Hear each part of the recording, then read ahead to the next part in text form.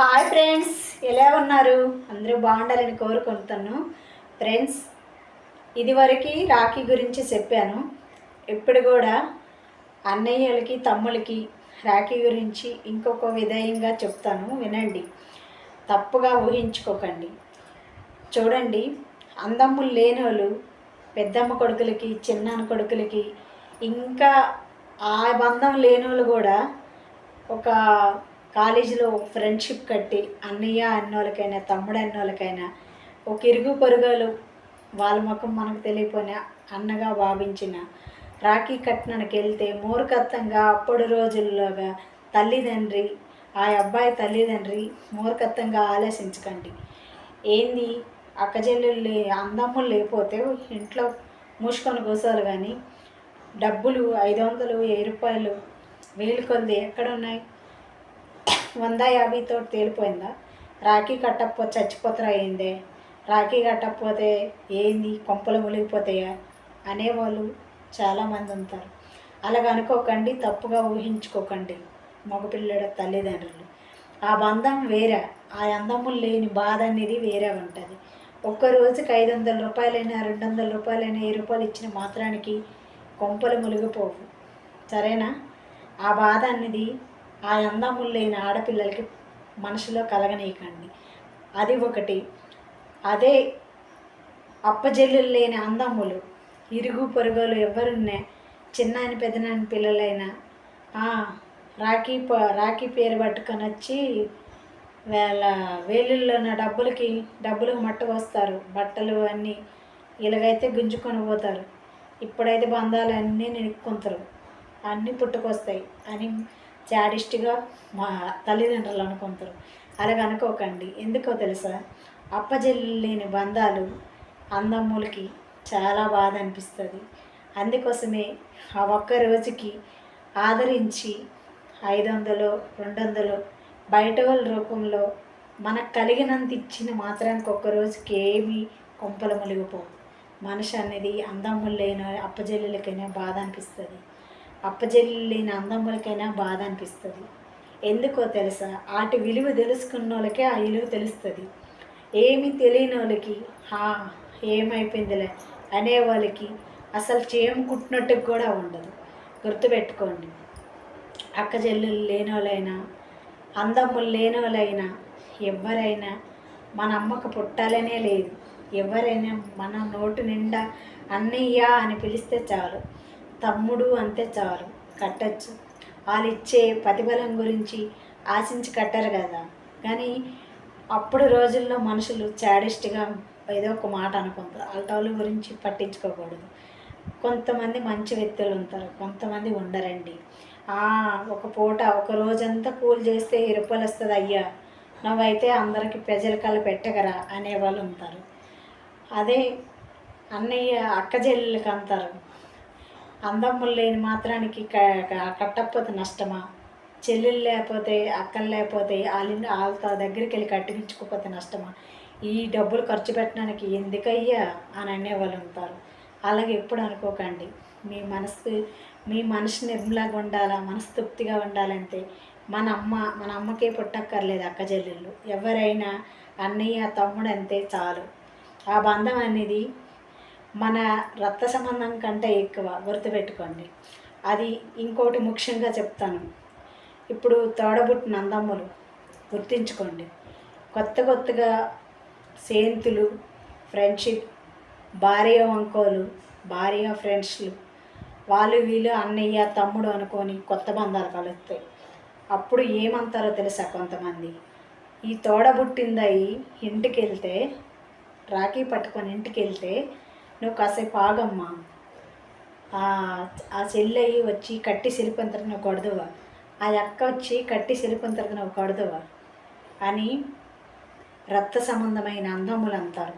ఒకటే గుర్తుపెట్టుకోండి అన్నల్లారా, తమ్ముళ్ళారా, మన అమ్మ కడుపులో నుంచి పేగి తింపుకొని వచ్చిన బంధం కంట ఎక్కడి నుంచి వచ్చే కొత్త బంధాలు అవి వేస్ట్.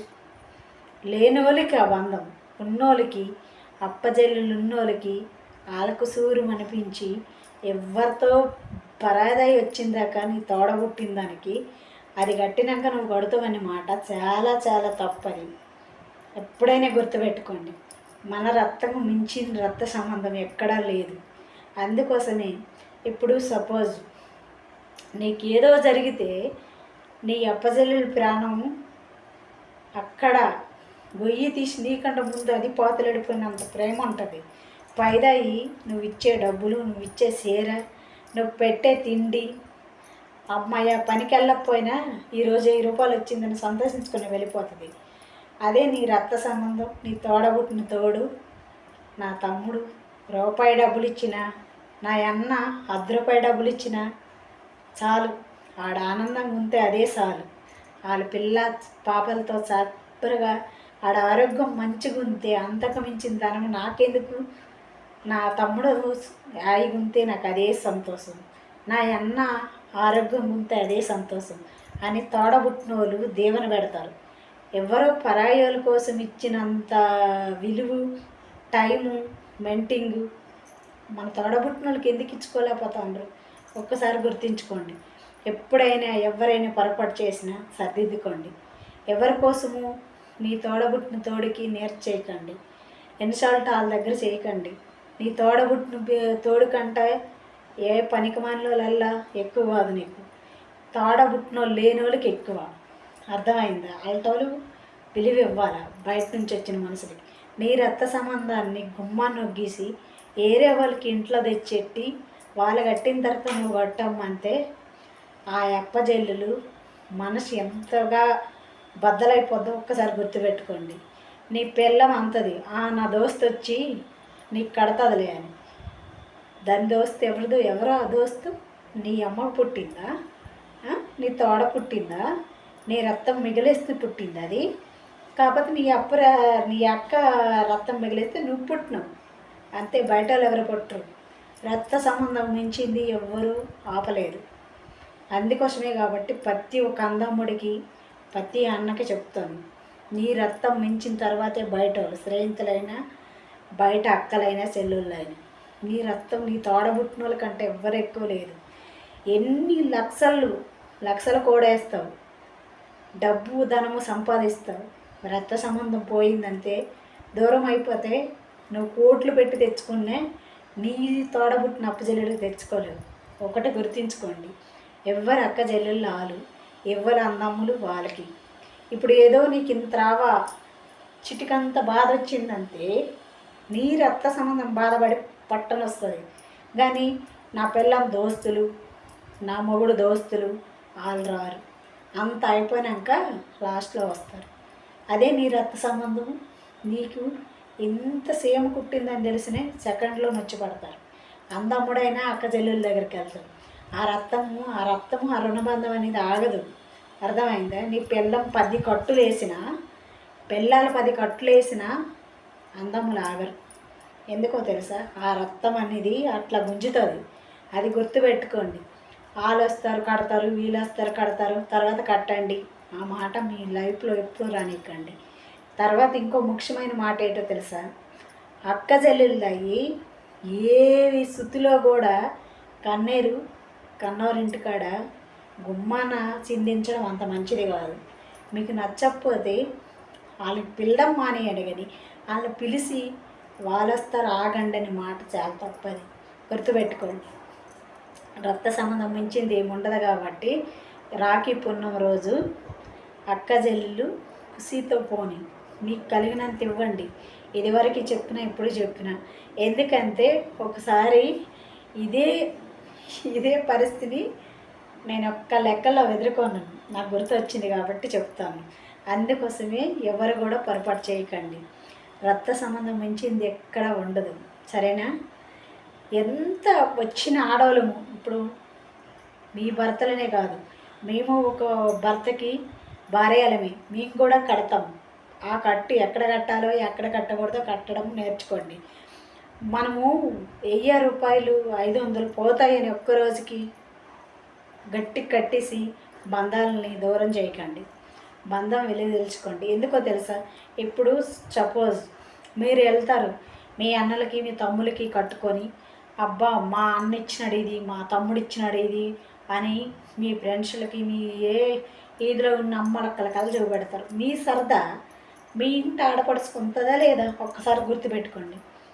ఉంటుంది కదా. మన సరదా మన ఇంటి ఆడపిల్లకు కూడా ఉండాలి. మనం ₹1 తెచ్చుకున్నామంటే, నువ్వు రూపాయి తెచ్చినామంటే ₹2 పెడితేనే నువ్వు గుమ్మం దాటి వెళ్ళి తెచ్చుకోవాలి. నువ్వు పెట్టంది నువ్వు ఎదుటోళ్ళ ఇంటికి వెళ్ళి ఎందుకు తెచ్చుకోవాలా? నీ పుట్టినిల్లు నువ్వు అనుకుంటాను. నీ మూడు ముళ్ళతోటే నీకు పరాయి ఇల్లు అది. నీ ఇల్లే నీ ఇల్లు, సరేనా? ఆడపిల్ల దానికి మంచిగా చూసుకుంటేనే ఏ సుఖమైనా, ఏ సంతోషమైన, ధనమైన, డబ్బైనా. మీరు అనొచ్చు, నువ్వు చూస్తానవా?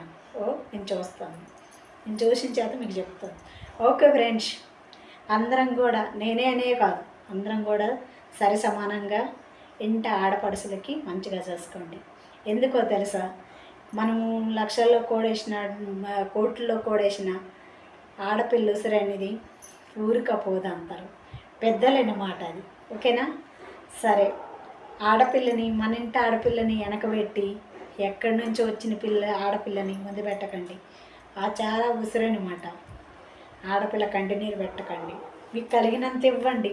ఈ రోజుల్లో కొంతమంది అంటారు, ఎన్నాళ్ళైన బంధాలు పుట్టుకొచ్చినారు, అయ్యో ఎక్కడి నుంచి తెస్తావు ఆ డబ్బు, ఈరోజు కూలంతా పోతుంది అనేవాళ్ళు ఉంటారు, ఈ నెల జీతం అంతా పోతుంది అనేవాళ్ళు ఉంటారు. అవన్నీ వేస్ట్.